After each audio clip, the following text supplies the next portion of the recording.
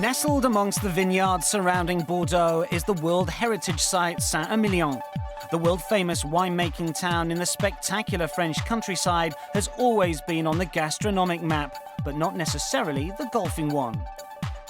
The well-known golfing family, the Mourgue, are building a new course with the help of world-renowned golf course designer Tom Doak. Just around 6 months away from completion, we went to take a look at why the course will be so special.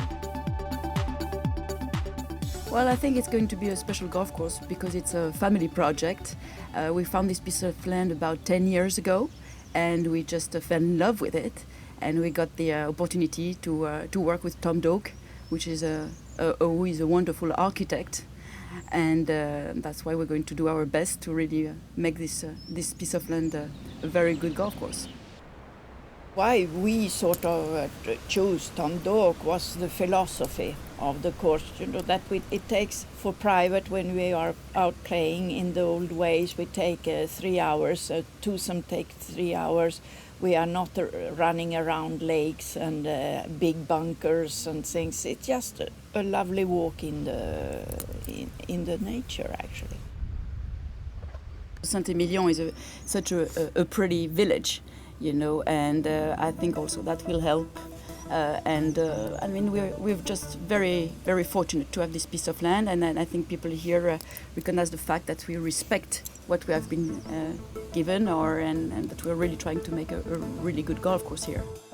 The old farmhouses and the surrounding land will be transformed into a clubhouse with a brand new restaurant and houses for the lucky few able to live at the course, with the local area set to receive a boost from such a significant project. I'm delighted that Tom Doak has been invited to make a course in continental Europe. And yeah, I'm a very avid golfer. With my business, I travel a lot. So I guess I've played 500 courses, more than 500 courses in the world, in the 5 continents. And well, if you want to play a dog course and live in Bordeaux, I mean, it may involve a bit of travel. Like we may go to Cape Kidnappers or Bendon Dunes, well, to Scotland.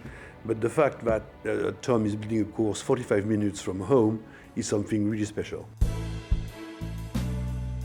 The good thing is about Tom's work is that he always respects the site he's given, and he just tries to work with the contour, the natural contours and everything. And in fact, if you take away the flags and the tee boxes, you hardly see that it's a golf course, and that's what is so wonderful about his architecture.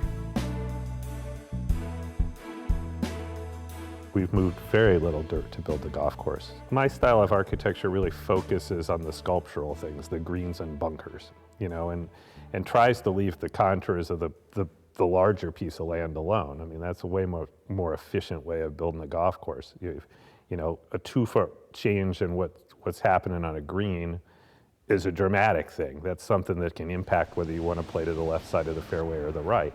And if you can do that, then you don't have to move dirt in the fairway so much to make the golf course interesting.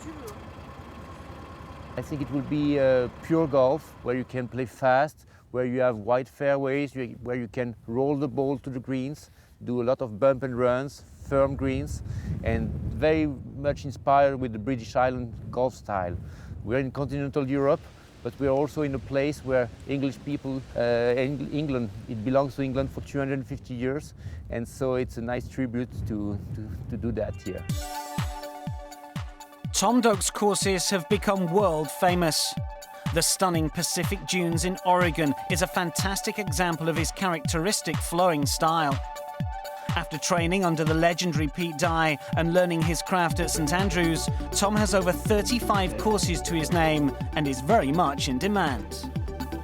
The timing fit very well for us that we weren't, you know, after the recession in the States, there haven't been that many projects, so we've been looking in other places. And, you know, I haven't worked in Europe much before because usually the permitting takes so long that, you know, if I meet someone new, it's 10 years before the golf course will be built, and, you know, it's hard to plan for that.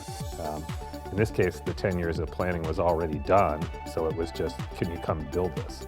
And that was much more attractive.